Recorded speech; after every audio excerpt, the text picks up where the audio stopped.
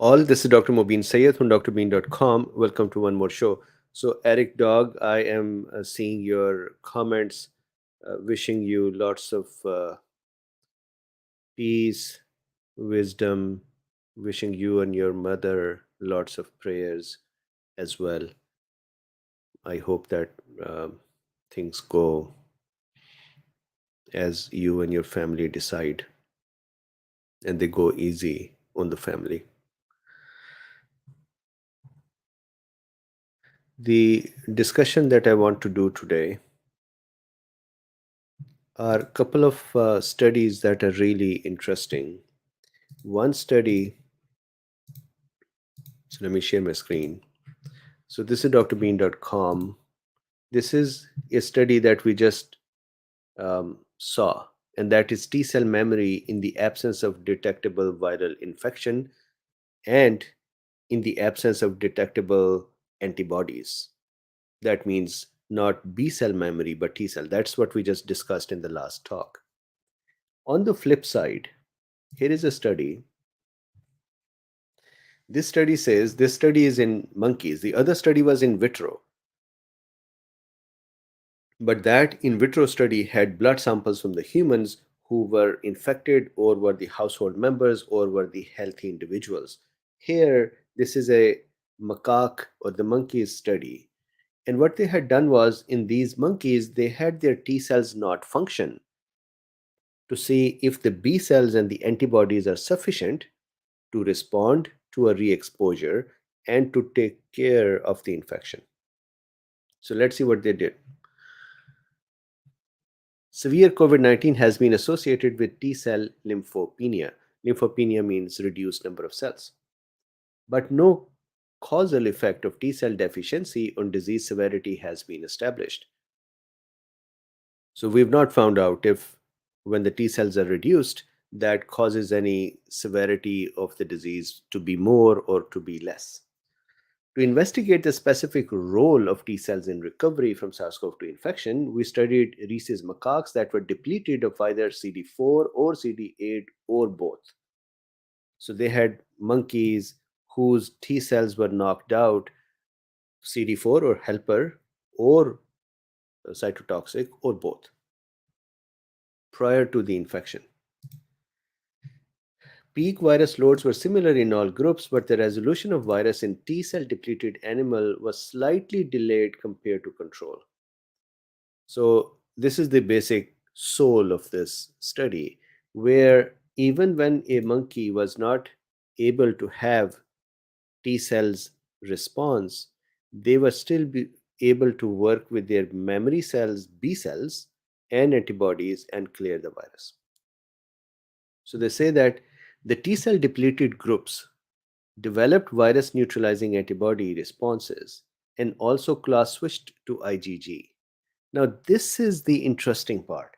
We have done this discussion in the past that normally what happens is, let's say we have, this is the innate arm. Let's say this is a macrophage, and the macrophage is going to present the antigen to naive T cells, correct? Here is the naive T cell, naive T cell. Naive T cell, then in the presence of interleukin 4 and absence of interleukin 12, becomes T helper 2.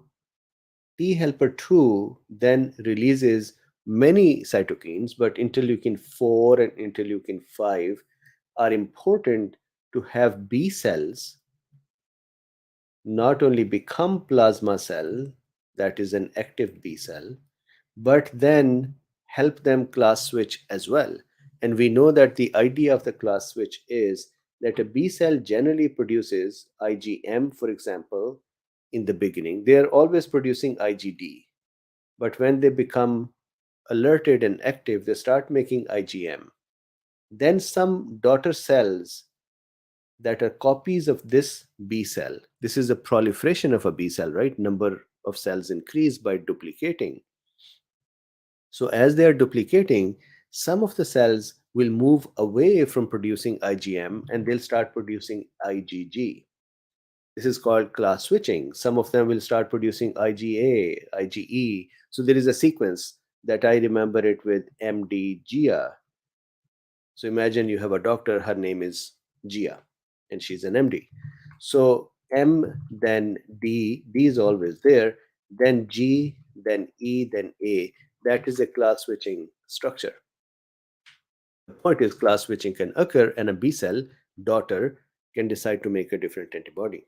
Different, the binding sites stay the same, but the class of antibody changes. We know that this process of class switching requires interleukins from helper T cells. And that is what the study is saying. They're saying these monkeys were depleted of T cells. So that means there was no T cell that was going to help these monkeys or their immune system to switch from IgM to IgG. Even then, if you see here, the T cell depleted groups developed virus neutralizing antibody responses and also class switched to IgG. So they did switch.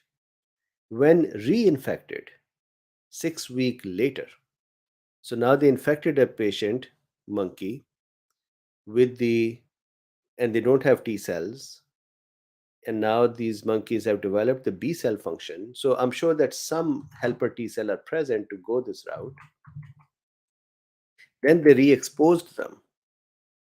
They wanted to understand if T cells are a must for clearing the virus from the body. When reinfected 6 weeks later, the T cell depleted animals showed an monastic immune response, vigorous immune response, enough strong immune response to be able to clear the virus, characterized by rapid induction of high titer virus neutralizing antibodies, faster control of virus loads, and reduced clinical signs. So, this is very interesting that this study is saying that possibly the clinical signs are occurring because of T cell responses more than the B cell responses.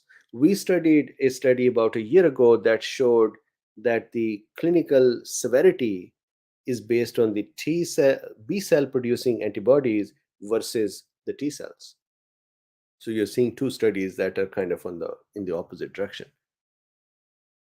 These results indicate that while T cells play a role in the recovery of rhesus macaques from acute SARS-CoV-2 infection, their depletion does not induce severe disease, and T cells do not account for the natural resistance of rhesus macaques to severe COVID-19.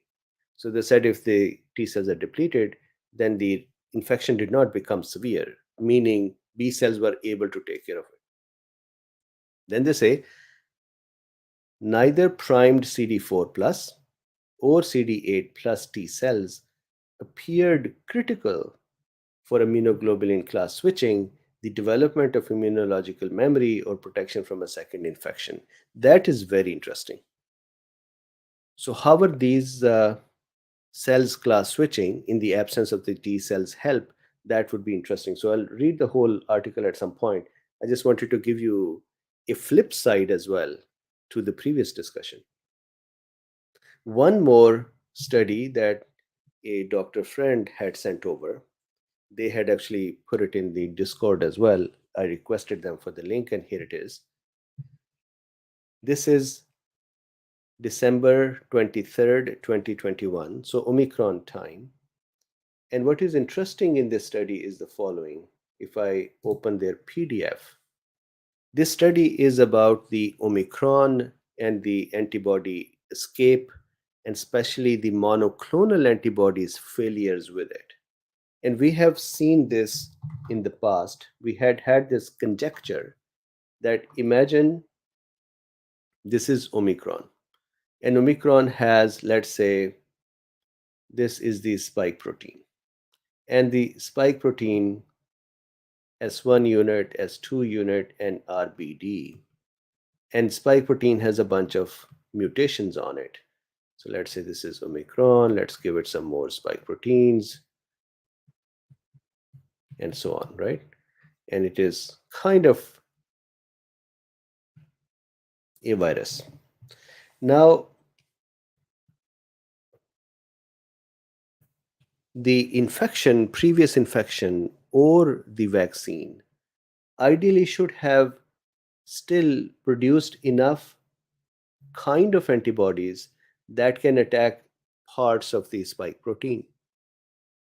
But a monoclonal antibody has a chance to become totally failed.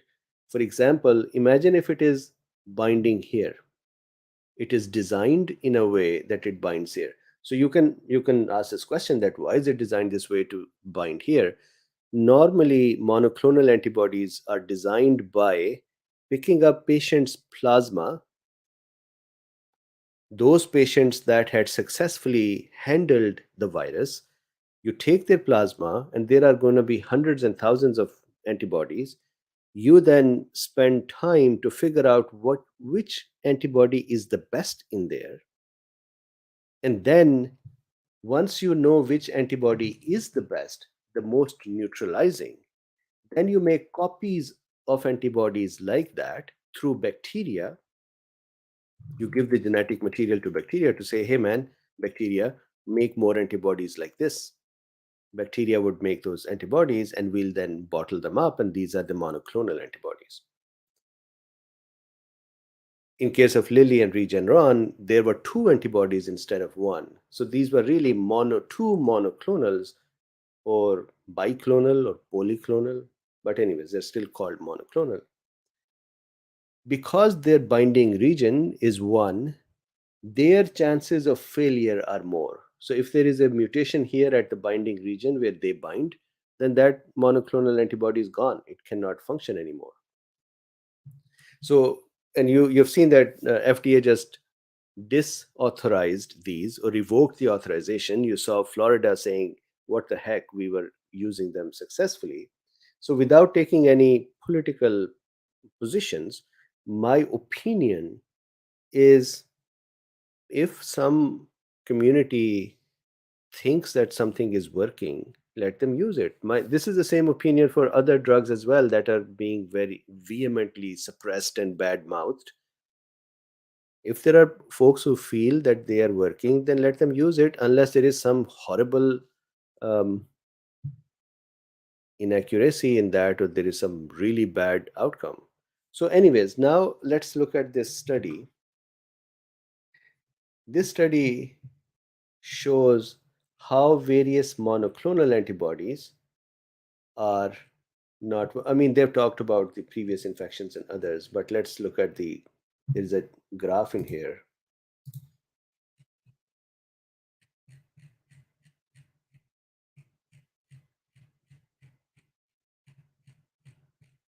Here.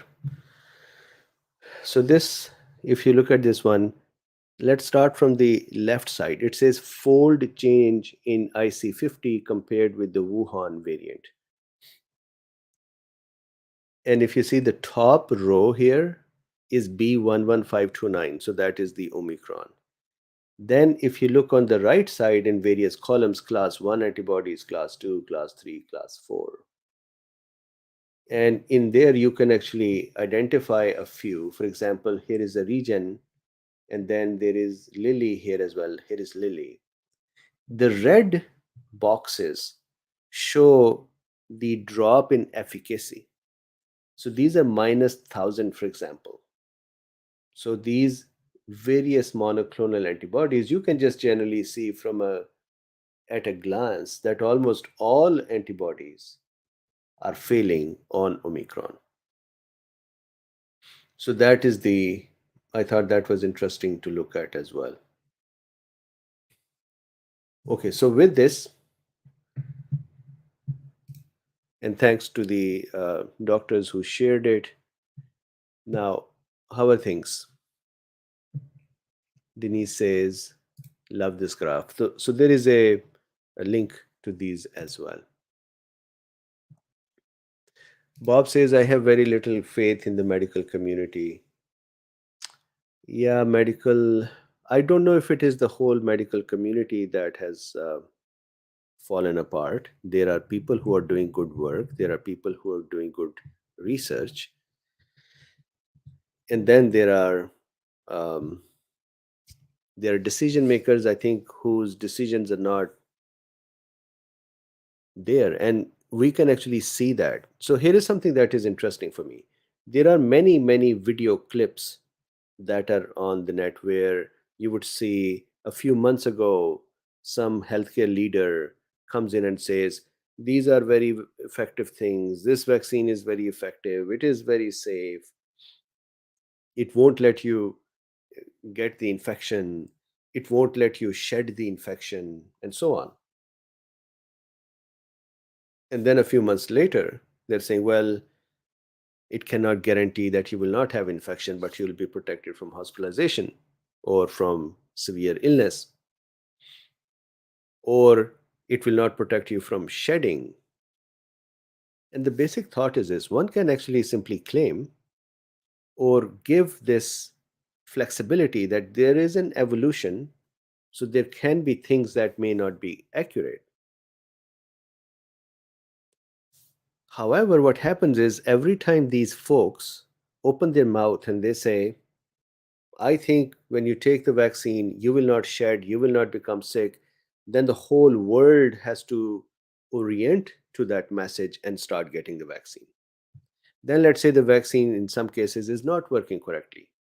As we are seeing with Omicron, let's say the efficacy is down. Or before Omicron, we saw that the shedding was occurring even in vaccinated folks. Then they come in and they say, you know what, this would happen. Now, once again, the world would orient itself towards a new positioning. But in the previous positioning, anyone who had challenged it and said, hey, you may not be correct here, these folks were already demolished. They were already bad mouthed. They were already shamed. They were already told that you guys are just fringe. You guys are just, inconsequential. And your licenses would be taken away. Your Now the when the flip side occurs, then are are we going to go back to the other ones and say, sorry, we said this to you or we did this to you and we apologize and let's just reinstate you now? That doesn't happen. And then now there is a new phenomena, and so there is a new set of, you know folks like YouTube and Twitters and others would say, all right, so this is your new message, we're going to go and implement this message now. And so the thinking, the wisdom in the system that comes from looking at the mechanisms, looking at the research work, looking at the past history, all of that actually can provide enough knowledge to make good, sound decisions. But that is what is lacking. So I don't know, the whole medical community, the faith in all of them should be gone, but there is there is a gap. Okay,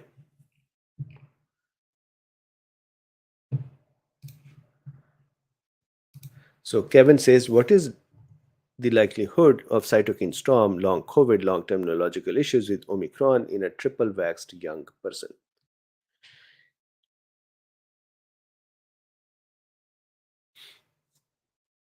So, the likelihood, of course, we don't have that data yet, but we saw yesterday the youngsters generally are faring better, although they're also getting long COVID, then vaccinated are faring well as well. So, Kevin, I don't actually have data to back up my response to say they would be okay. So, I need to find those studies. There may be data that would evolve. So, it's a good question.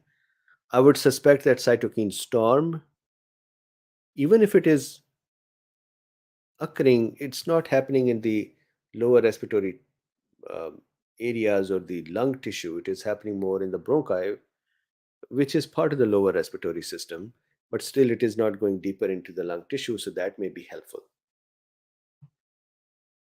But triple vaccination itself should have a lot of benefit.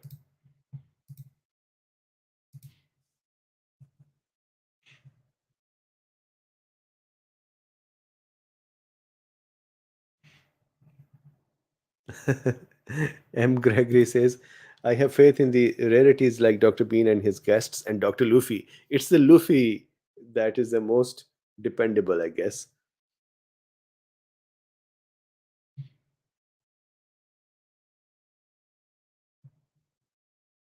Vinod says if infection produces far more antigen than vaccine, why it takes 5+ days to get fever with infection while vaccine gives fever in a day. So the first time exposure, even the vaccine, with the vaccine, it is possible that you don't have a severe response. But at the same time, in the case of natural infection, our body slowly develops the immune response and produces cytokines, and adaptive arm comes into play within 4 or 5 days, and then that produces cytokines that would cause all of the remaining things, including fever. Many of the vaccines contain adjuvants that contains the cytokines or chemokines that are part of the vaccine to kind of start the triggering of the immune system right away. So that thing that would have happened in 4 or 5 days, those chemical substances sometimes are part of the vaccine as well. So they trigger the immune system right away.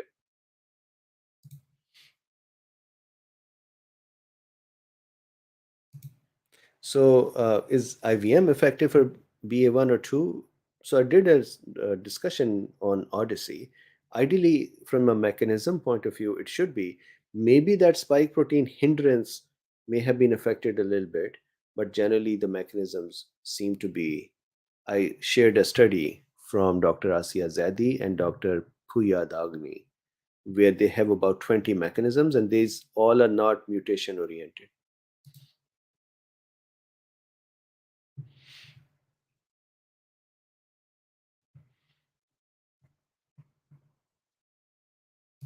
Samantha says, do you think Bruce Patterson's protocol works? I haven't heard any stories about after the protocol, do they relapse?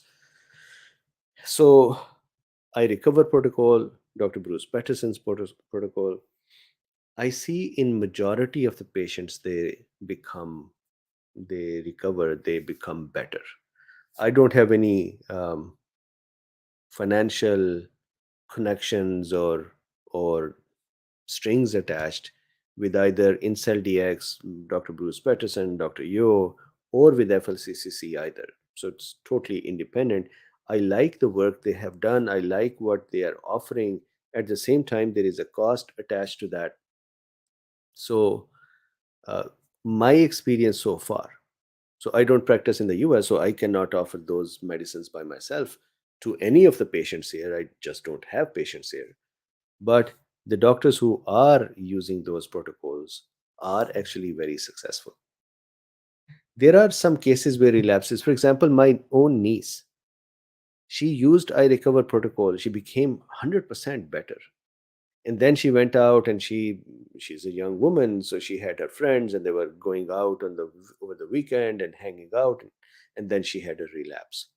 When she had a relapse, the same I Recover protocol that worked before, she became refractory to it. She would not respond. And then low dose naltrexone was added by the Dr. Bruce Patterson's group, doctor, and she very, very rapidly recovered. So I think there is a pathway, there is possibility of navigating various options. We are fortunate that at least there are options.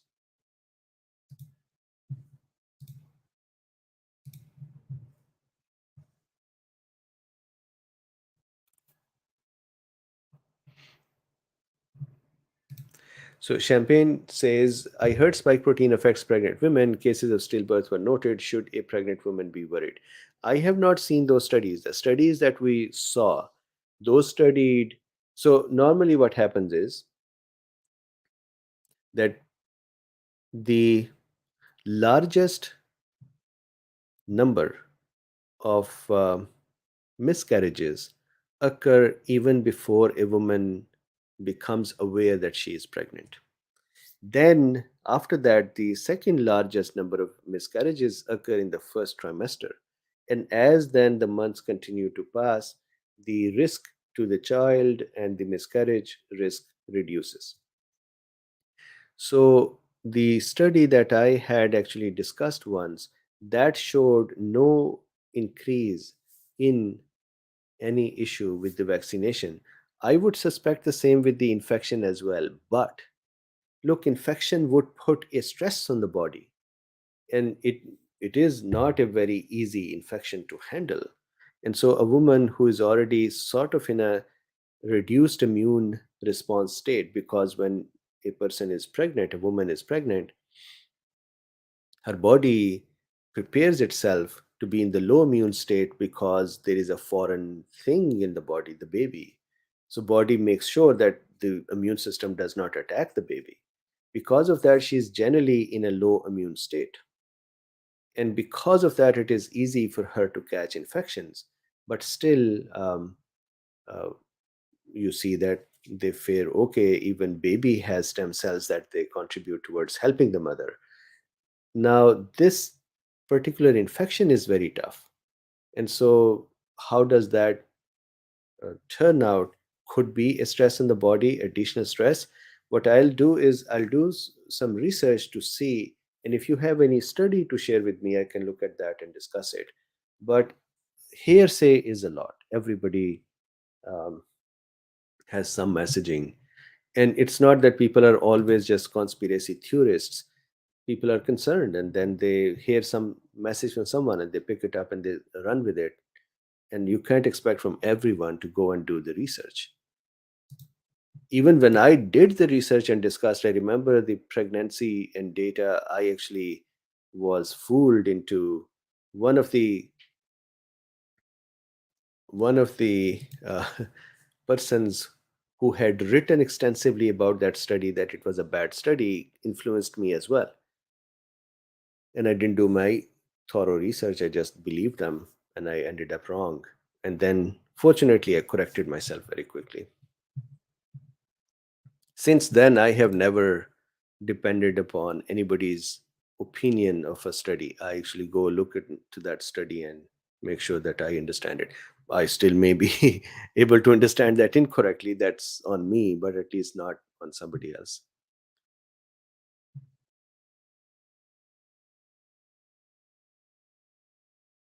So Greg says Australia now moved to 3 months to get booster. One expert says virus only good for 1 month protection. What? This is just, we are seeing that the previous infection is more robust. Studies continue to add that the previous infection plus the vaccine, look, they are very, very good. But really, if the vaccine alone is not able to provide as good an efficacy as the previous infection, and previous infection plus vaccine is just marginally improved, then all that improvement is coming from the previous infection. So somebody who is accidentally infected and recovered, we should respect that instead of just continue to say that that doesn't work. Actually, none of the latest studies that are coming up, none of them are showing vaccine to be able to have a better protection than the previous infection.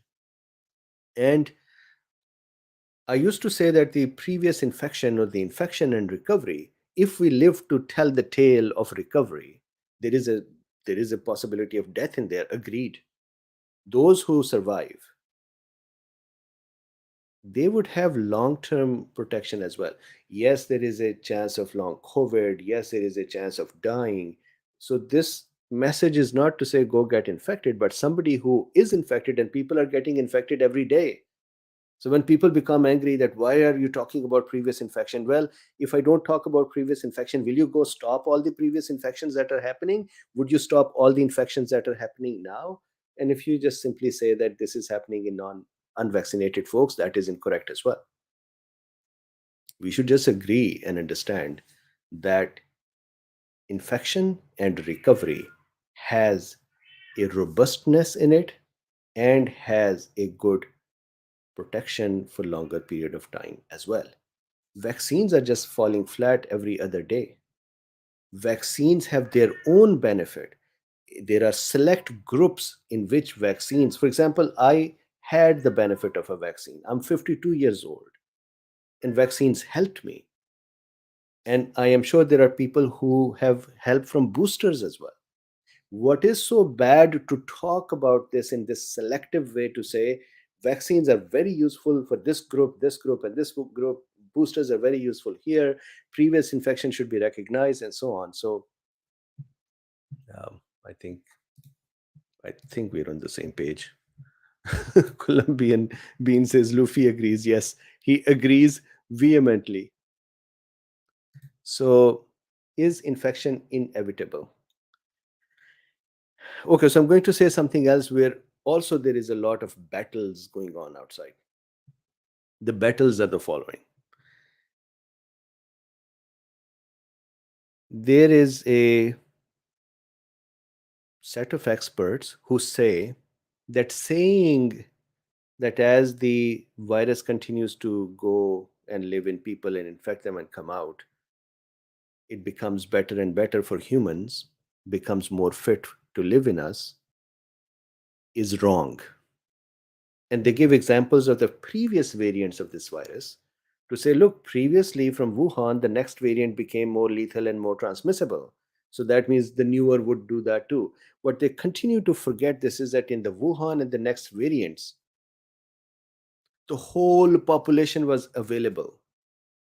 The virus has had us like free labs forever, and we were not able to mount any responses.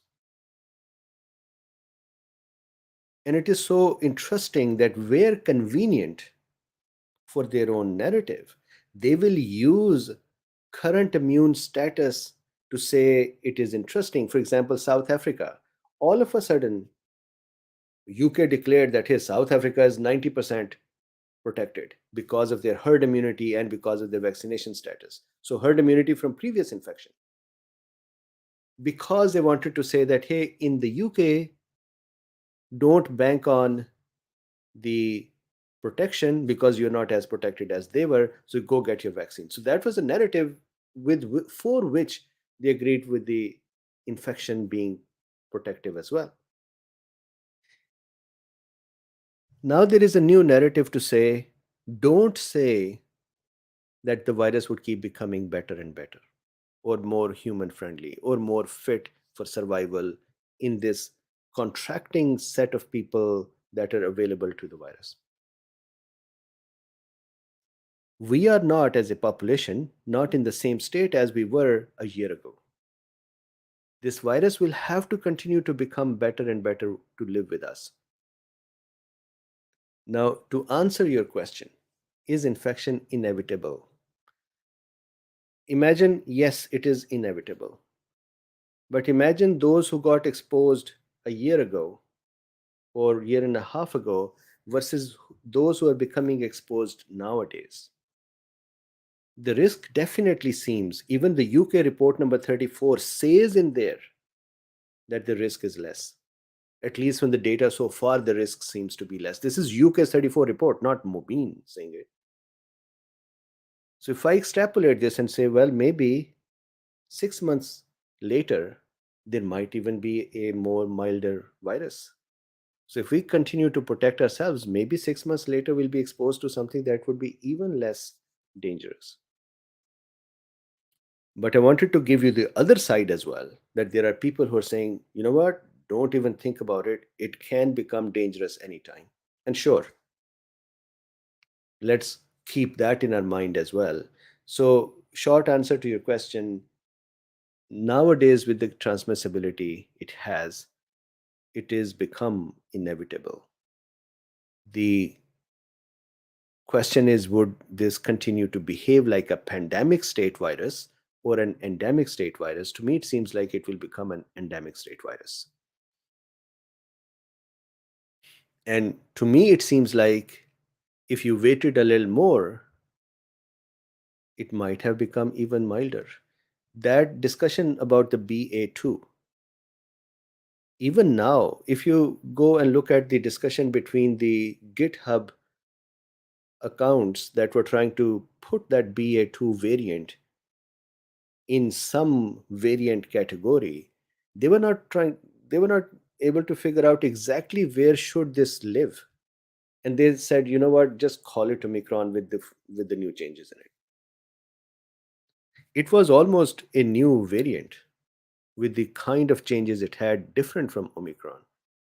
And then the BA2, at least from so far, it seemed like one, it had changes on these spike proteins, some very different from the Omicron. It was not failing the tests, and it seemed like if it was not failing the test, you know what that means. That means those areas that had changed in Omicron that were failing not only the test and some antibodies too, maybe those areas are not failing anymore for the antibodies. So maybe it is a little more prone to the previous infection or the vaccine's behavior. So maybe it is actually becoming little bit better. So we'll see. Too early to say that. My point is, um,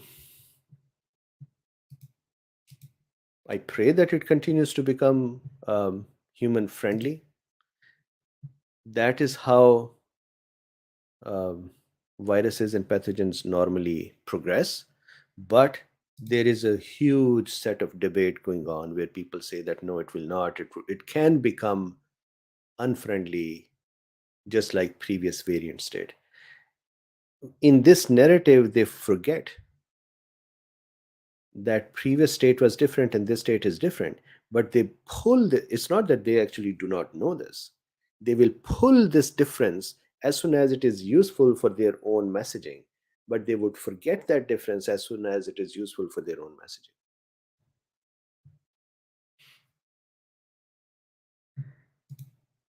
So this is a very good question. Natasha says, do you think COVID would lead to Alzheimer's for people dealing with long COVID? It is possible. So I am actually preparing for a talk about the dementia and Alzheimer's triggered by viruses and nowadays triggered by COVID as well.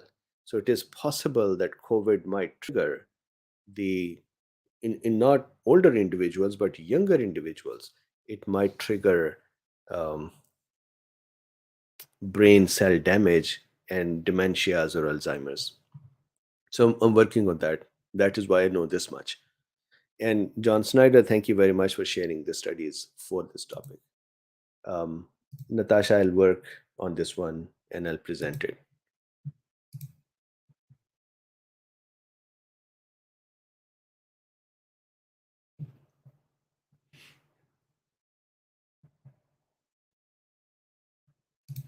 So Vinod says, is there a fundamental trade-off in virus mutation, giving it an edge over lethality or an edge over widespread infection, or can it be get everything in life theoretically? So look, when this pandemic started, virus had all of us, billions of people, open to it. And so it was fast, or it was slow, or it was lethal, or it was not lethal. It had a chance to just go everywhere. Incubation period was long. People were easily available. We were sitting ducks. We had no clue how to even protect ourselves. And our healthcare leaders wear a mask today and tomorrow not, do not wear a mask. Or, oh, I said don't wear a mask because we wanted to keep the mask for the healthcare professionals, and then now you must wear a mask and touch a surface and don't touch a surface, and is it aerosolized or it is not aerosolized. They were all over the place. And again, you can give them this flexibility that yes, the information was evolving. Although if you look at my previous videos in those days, I used to read books and say in the book it says it this way, so if you just look at the textbook you have better decision making capability than just hearsay. Anyways, the current state is different. Ideally, what happens is that a pathogen, if it becomes lethal, imagine you take it to an extreme, everybody who becomes sick dies. Then that pathogen is not going to go too far because it is going to just kill everyone on the spot and die with them. Then you give this pathogen an advantage, that is, give it incubation period of 5 days where it is silently moving to others. And all of a sudden, even if it is lethal, it is able to go out everywhere. That's what it did. Then you take some advantage off of it by saying, okay, the window is not that big anymore for you. It's 3 days now. But you can cause more damage as well or less damage as well. Just do what you want because the population is very big. An incubation period of 3 days is sufficient as well to spread. And the virus said, all right, I'll continue to spread and continue to kill. Then came the vaccines, then came the previous infections, then came the protections. People became aware. Now virus has a difficulty. Virus's own incubation period reduced as well. Then fortunate for us that it developed these changes, that it is not able to go deeper into the lungs for everyone. And so it is becoming more and more upper respiratory tract infection. That is what is the behavior of normal human coronaviruses. Human coronaviruses sit in the upper respiratory tract areas because they like to replicate in cool temperature, cooler, relatively cool temperatures. And the lower body temperatures are higher. These temperatures are lower because these are more ventilated areas. This virus is not a human coronavirus yet. And it is not that it likes the cool temperature, that is why it is coming upwards. It can actually replicate at the warmer temperature. That was one of other advantages for this virus as well. But fortunately, it is losing the capability of causing cell fusions. So it is not able to really damage too much the lung tissue. And somehow it just lives more in the bronchial tissue and more in the upper areas. To me, it almost seems like it just keeps going upwards, not only just the throat, but nose and sinuses, and even towards ears and stuff when I experienced it. So now this virus has less people available. People have become a little clever as well.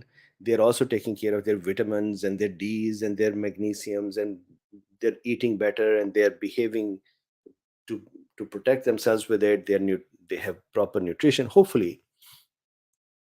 So at least we know various levels.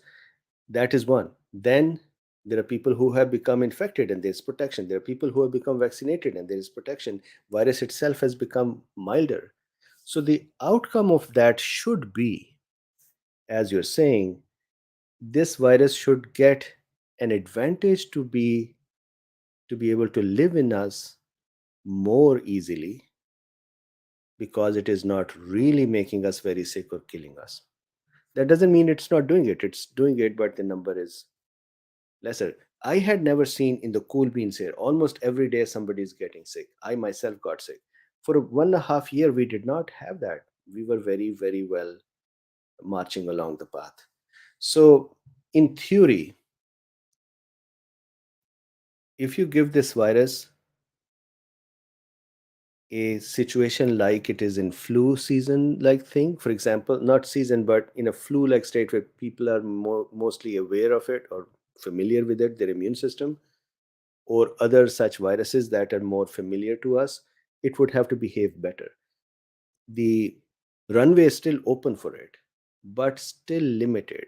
And so I think the next variants will be a little better than this in terms of their fitness. Their fitness means they would love to live with us more, but there are so many immunologists and virologists that say this is all crap. It's going to become more, something is going to become more dangerous, some variant. But that flies in the face of the normal theories. We'll see. So far, we used to say the virus is going to mutate towards being milder. That is what we're seeing so far.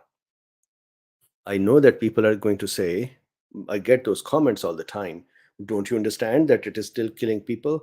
Well, don't fight with me. Then go to UK's health security agency and ask them to change their uh, brief number 34. I can actually show it to you right now. So if I go to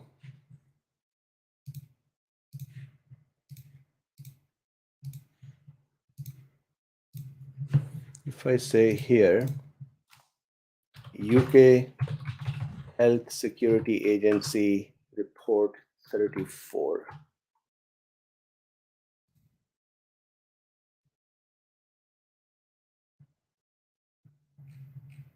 So in this report, they have a risk assessment section as well.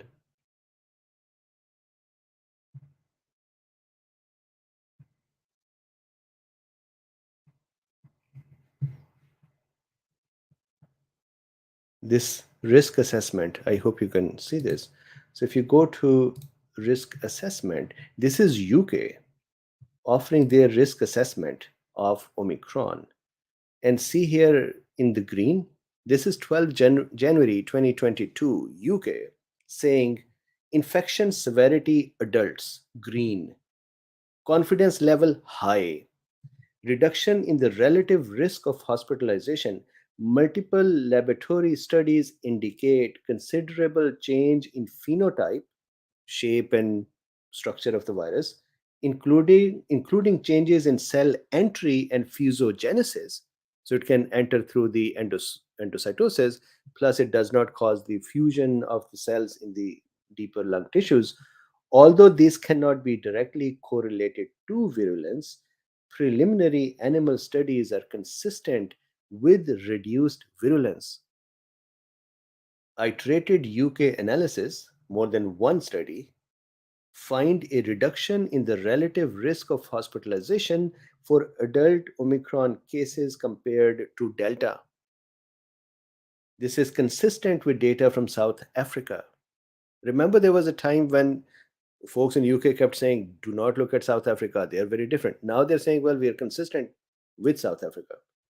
Available data suggests that the observed reduction in risk of hospitalization in adults is likely to be partly a reduction in intrinsic severity of the virus and partly to protection provided by prior infection. They didn't say vaccine, they didn't say masks, they didn't say anything. They said, here are the two important factors. Previous infection. Why? Because they are saying we are very similar to South Africa now, where they're saying that the protection there was vaccines plus previous infection. So here they're adding a third part, vaccines, previous infection, and the virus itself being mild. So somebody who's going to put a comment saying, do you not understand that it is not milder, or stop calling it mild? Here, I think we should talk more broadly with those agencies as well. Maybe they're trying to deceive us once more. But anyways, good question. I take this all messaging of all kind as data is evolving. We were never experienced with pandemics, this generation. We did not know how to really behave in there. We did not know how to really work with this. So everybody did what they could. And here are lots of such situations where data and disagreements are common. You're very welcome. Flower says mild, mild, mild. I would say mild.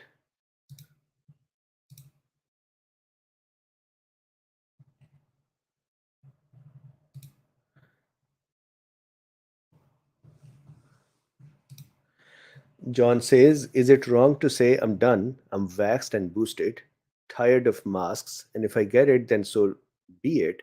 Need to live life, isn't it? Inevitable, like the flu. I'll take my chances, I think. So, I guess when I look at myself, I cannot talk about anyone in this specificity. I can talk about myself. I had 2 doses of Moderna. I didn't have a booster. My reasoning for not having a booster was I was concerned about having a person with the vaccine injury, 2 people within my family, and seeing their struggle and recovering. But during that point, during their recovery, When they'll talk with someone and say, this is what happened, they'll make fun of them. They'll say you're psychologically upset. They'll say you're just making it up not to do your work.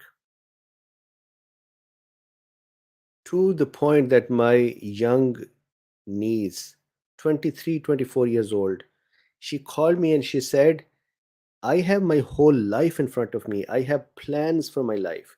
How could I be making up things to say now I am sick and I don't want to do anything in my life anymore? So the so I became a little concerned that this is what is happening. Number one. Number two, I had thought that from a mechanism point of view, our immune system exposed to the virus, previous variants, should be able to respond and handle it. Although, if you watch my videos, I have been very nervous about it. That man, I do not know if I get infected, will I die or not? I have no idea. I had no idea. But anyways, that booster decision just kept being yes, no, we'll talk internally, we'll talk with each other to say, what do you think, should we go get it? We'll regret it if we don't get it and we get the infection, we die. Then we'll say, man, why did I not get the booster? So fortunately we got the COVID and it behaved well with us. So fortunately we survived. I cannot say it for everyone, but this is what is prescribed so far, to say do this and then this is it. So, in my opinion, it is inevitable. It is going to it's going to infect everyone. The more, again, I'm going to put this screen up so that people who are going to once again criticize my statement, they can keep looking at this green section. It seems like those who got exposed later on actually had a better chance with it. So I do not know, maybe another 3 months later, 6 months later, even better variant, maybe even bad variant.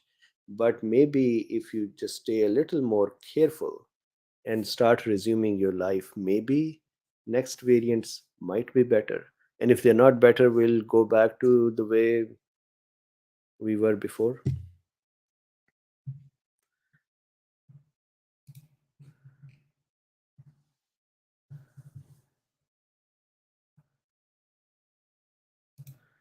Um, Ijaka says, I have had it, Delta in May and Omicron January 1st. 64 years old, quite sick the first time, just a cold this last time. And just the cold, so number one, congratulations. Number two, just the cold is for two reasons. One, you had a previous exposure and your body knew how to handle it. And the second, as this statement here from UK says, it is becoming mild, intrinsically milder as well.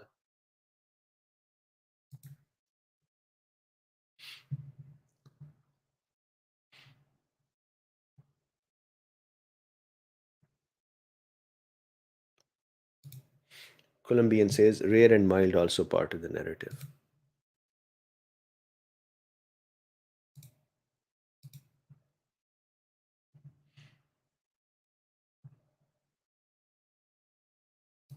So Joel says, I think you're talking about BA2, as mild as the original, will it displace the original from now on? So it is displacing the original. That means it is tiny bit more transmissible. It seems to be equal as well to in the mildness. Interestingly, it is not failing the tests that Omicron is failing, which tells me that it may still be capturable by some of these antibodies previously generated. So it may actually have a better chance for us. It may be giving us a better chance to handle it better.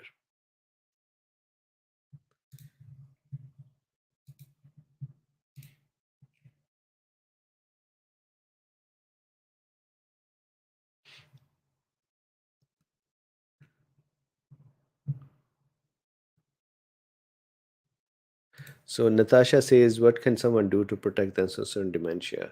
So of course, not having the infection, or if infection is going to be inevitable, then as much protection before, as much response, maybe vaccines, maybe a better immune systems behavior, and so on.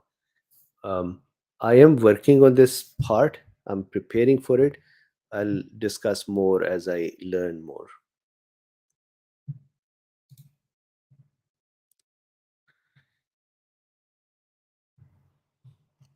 Texas Meg says Dr. Bean sees them whether they're wrenched or not. Uh,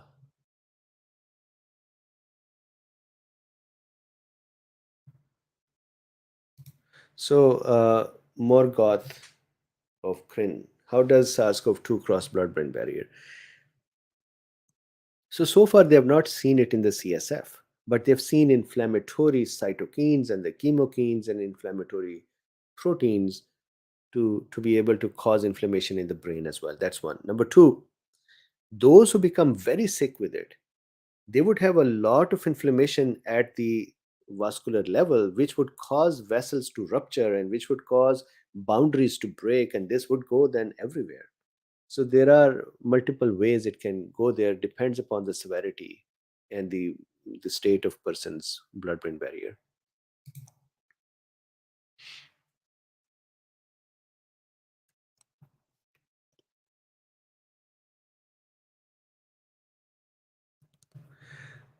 So this is an interesting question.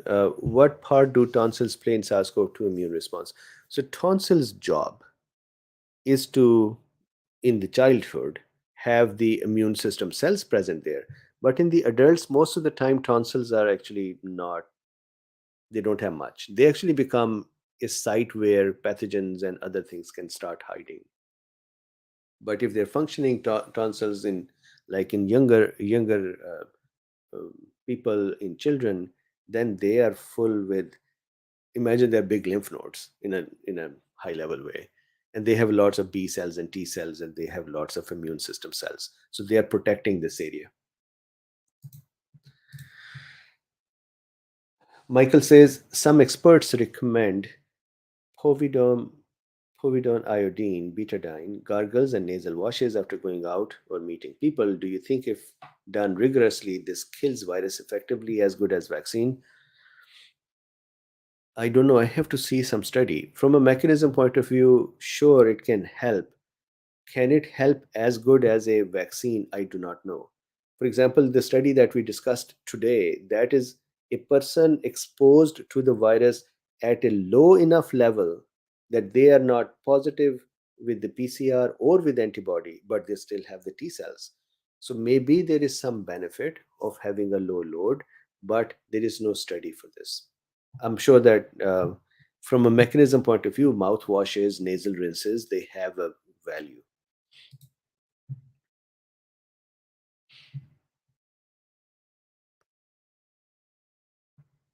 So Rick Nash says they're talking about a universal vaccine for COVID. Would it present additional risks given it would have to address multiple proteins?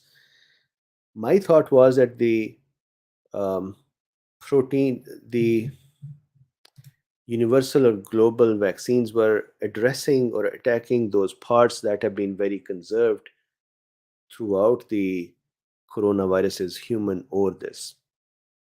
But if they are making vaccines with the multiple kind of epitopes, then that would be interesting. I don't know if that would pose any additional risks. For a lot of days, I've not seen Doug.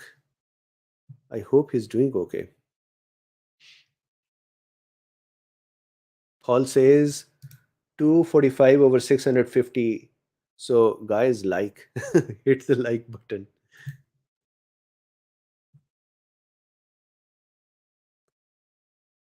So, Natasha says, I already had the infection without vaccine. I got COVID before the vaccine, and now I am a long hauler. Sorry about that. Check out I Recover protocol. There is a lot of hope as well for long haulers. So hopefully you would recover soon completely. Please check out I Recover protocol.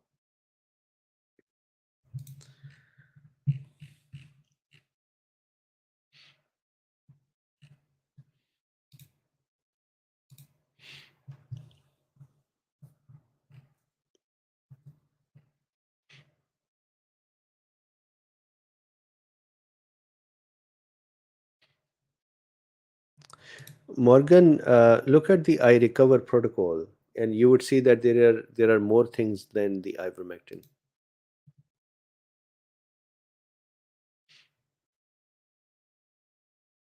And by the way, this Monday we'll have Dr. Bruce Patterson with their latest research with us. So that will be a good talk.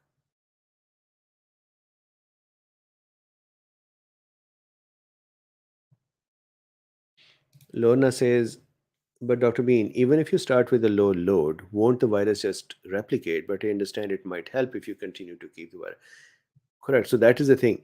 If the virus is going to like to live here, and you keep eliminating it, then the load would stay low, and that would allow the immune system to respond.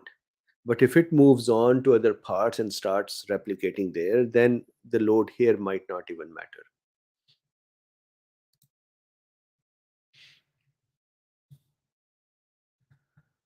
Books Inc. says, why are they still advocating for jabbing when the antigen from which it is derived is no longer in circulation? Well, those antigens are still in circulation. These are spike proteins. The changes are only 59, 60. But still, if you look at Moderna, they keep updating their boosters with the latest variant. But I think others are not. But now you saw that Pfizer has announced that we are making differences, or they are changing as well their vaccine.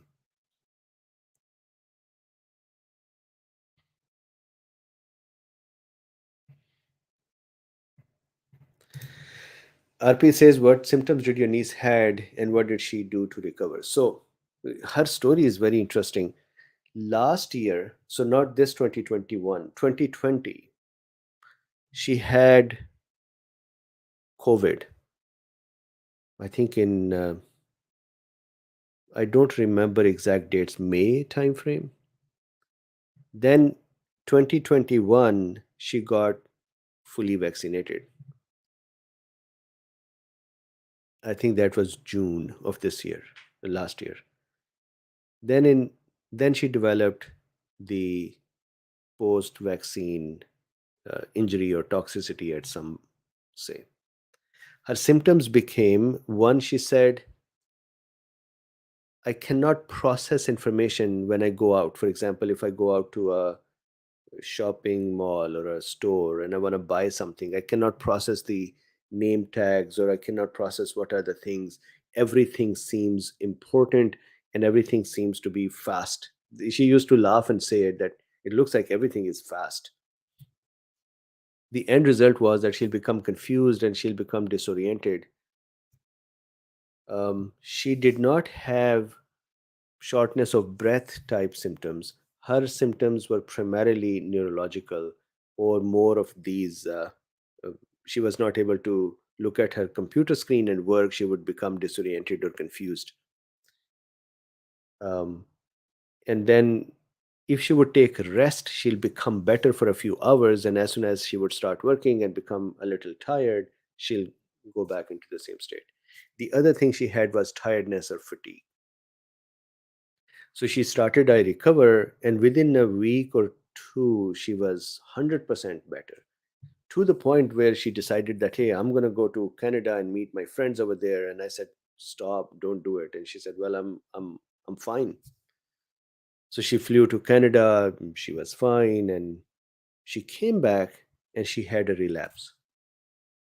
And this time, when the relapse occurred, her doctor started her on I Recover once more, and nothing, zero changes.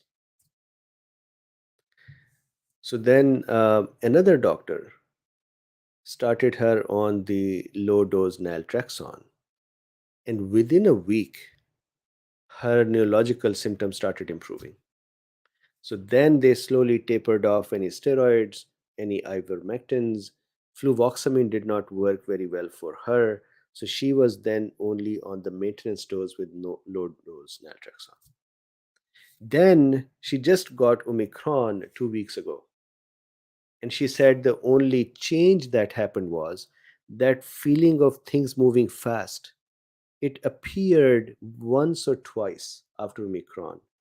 She said, I was thinking that I would have a whole full blown same long haul symptoms once more. But instead, she developed um, some moments of those confusions. And she said that I am able to, navigate through them, and I become better very soon as well. So this is her story. She talked with her insurance company to cover her expenses, and they said there is nothing called vaccine injury, so we cannot cover you for that. So then she had to do things out of pocket.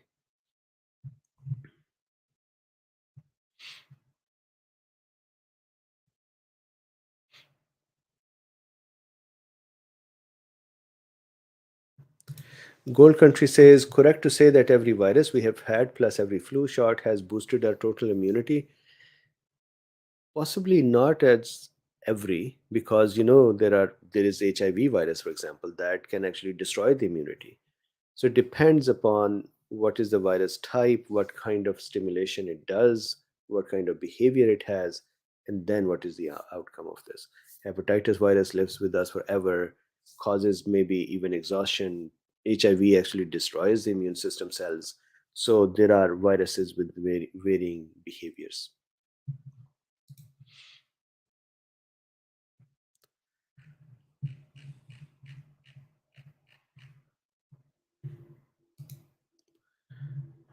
David says, and David, thank you very much for the super chat.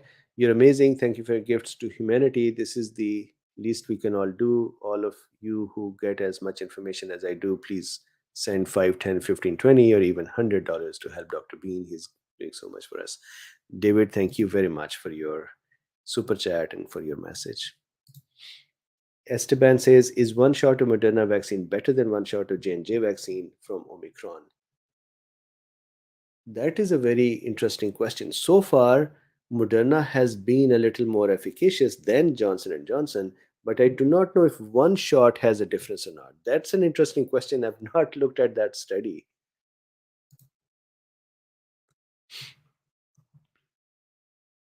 Jeannie Page says, evidence, please.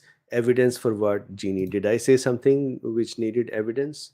I usually show evidence as I discuss.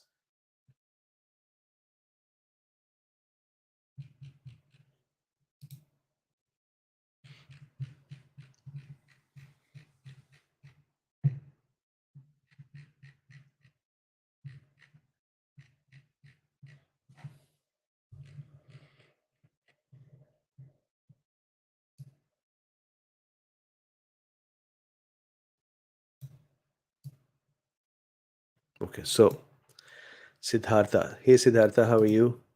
Thank you for your great information and thorough discussion. You're very welcome. Brendan Cox says, if my post Omicron sinusitis is not viral and not bacterial, what on earth it is? So I still get sinusitis. It has to be viral. 20 days in and sinusitis still not resolved. No phlegm whatsoever, just congestion and frontal sinus pain. So I don't have frontal sinus pain, but I do develop a little bit of congestion. What I call it, so for me, it seems like it is not virus. It also is not bacterial because I have no fever. When I develop bacterial sinusitis, I really am knocked out. So I have no classic signs of bacterial infection. So I call it, and this is just me, I call it cytokine storm in this area. That is immune dysregulation in the cells in this area. It may be just a persistent immune system's behavior. And some folks have been saying that, hey, if you use neti pot or if you clean this area, it actually behaves, heals faster. So maybe that is the case. For me, the double whammy is that we have allergic season starting in December, January as well. So the pollen is here, and um, I have allergies to that. In addition to it, uh, we had asked the cleaning crew that comes in to clean our home to not come in anymore because we were sick, so we didn't want to make them sick. So it has been many, many days and weeks that our home was not cleaned, and Luffy would sit everywhere and just do this and have so much fur everywhere. So there were lots of such less clean things as well. Although I don't have any phlegm anymore, just like you are saying, there is some congestion. My voice is a little changed. It continues to improve, though.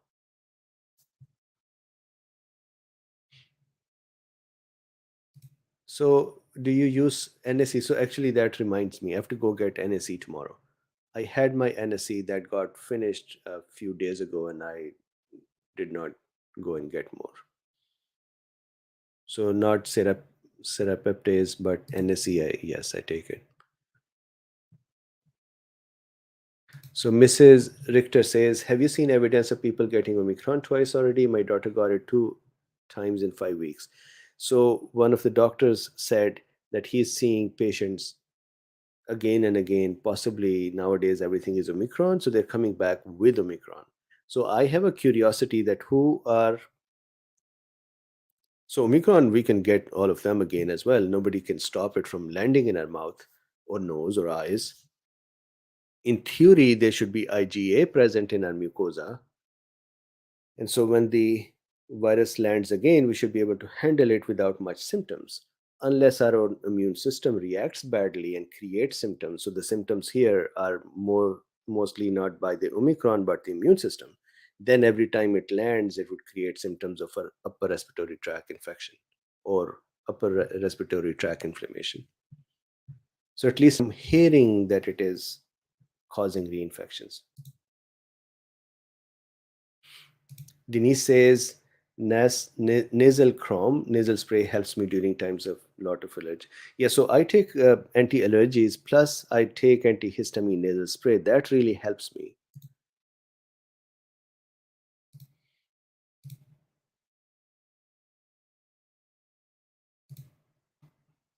Got it, Ellen. Thank you.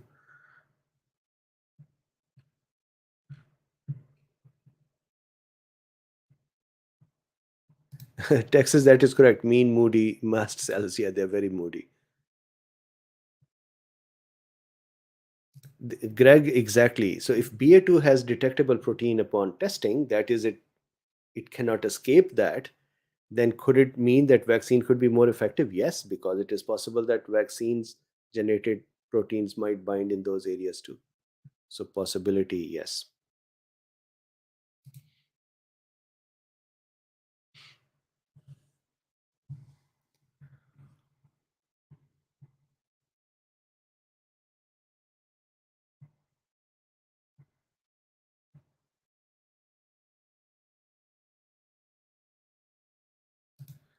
Lorna says, is it possible for COVID to be existing in the system for a long time in standard healthy people like chickenpox? Maybe. I think it is going to live with us for a long time, at least afterwards. I don't know if it was existing before.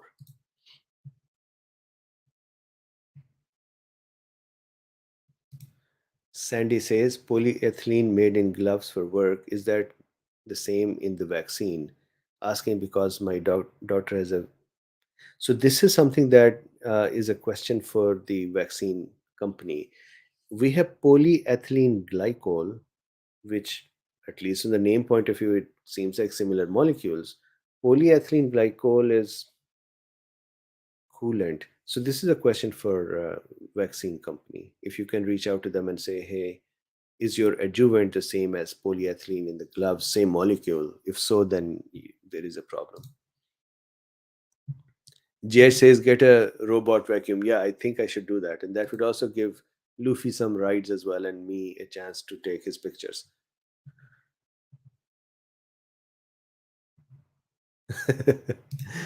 Mystery says, call it Luffy citus. Yes, Luffy citus. That is what it is. It's all Luffy's fault. So likes have improved to 43%. Guys, 709, more likes, do it. Hilary says, thank you, Dr. Bean, and everyone. These discussions are great. So glad your niece is doing better. Thank you very much. Me too, that she's doing better.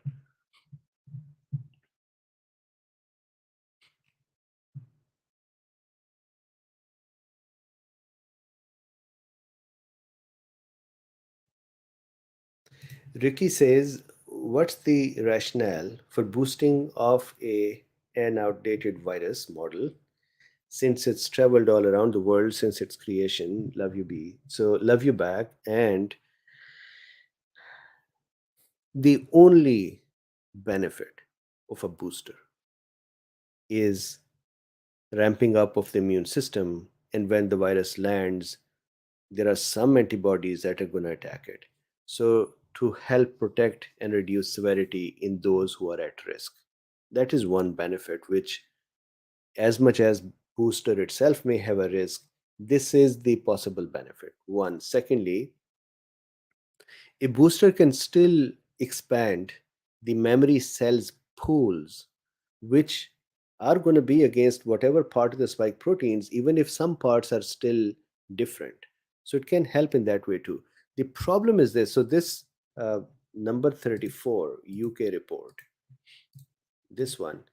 In this report we saw, I did this video a couple of days ago. In here, I think page 21.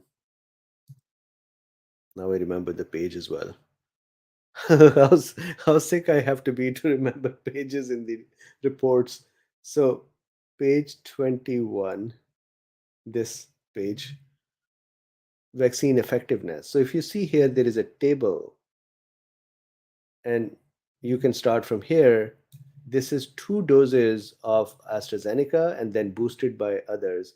And you see that the vaccine efficacy goes down just 2 doses, almost to none. Then when you give AstraZeneca, sorry, when you give BioNTech or you give Moderna, then within 10 weeks, the efficacy starts declining as well. Now, would it decline or stay stable is not known because more time has not passed. But if you go down to a table, this table, this table had, this is for the hospitalization. There was a table here that also showed that the boosters would lose efficacy below 50%, just like here.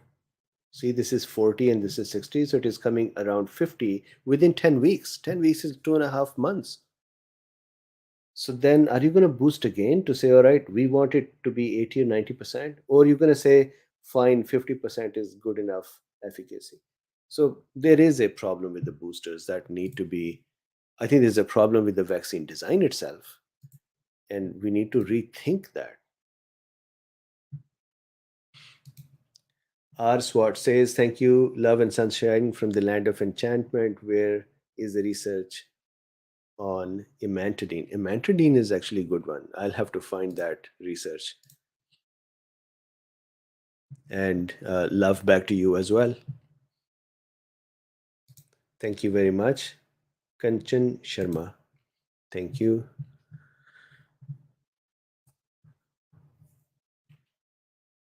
Cool.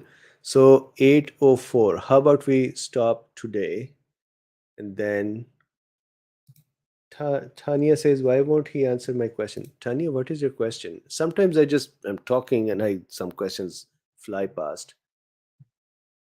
Many times I ignore those questions that are for a specific person where they say, what should I do? And I cannot talk about that. So let's see, where is your question?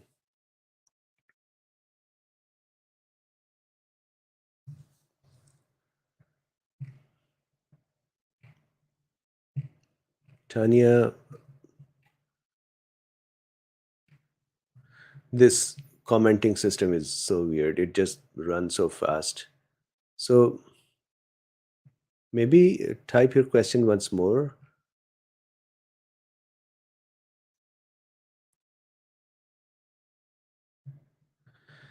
Okay, so Johnny says, it's been 2 weeks now, but when I'm up and walking around the house doing anything, my cough is almost nonstop. Then I end up back in bed to calm my cough. I quit smoking a year and a half ago.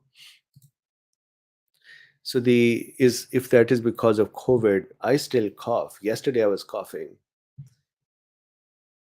Many factors. So I remember one day Dr.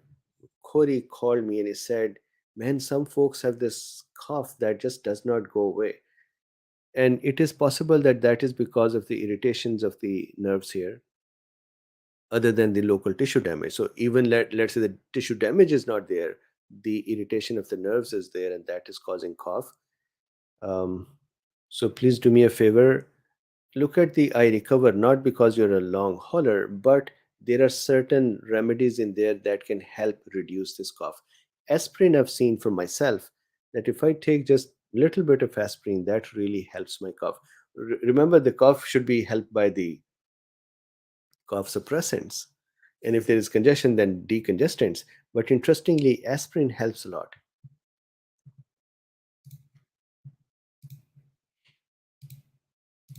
Cool. So let's break for today. We will have on Monday Dr. Bruce Patterson with us. Tomorrow we'll have our own Paul Bork with us. We'll talk about various countries and we'll go from there. So thank you very much. Stay safe, happy, healthy, and stay informed as well. And we'll go from there. And if you would like to support this work, there is one like, subscribe, and share. And then there are links in the description. You can buy me a coffee, or you can use PayPal, or you can become a patron.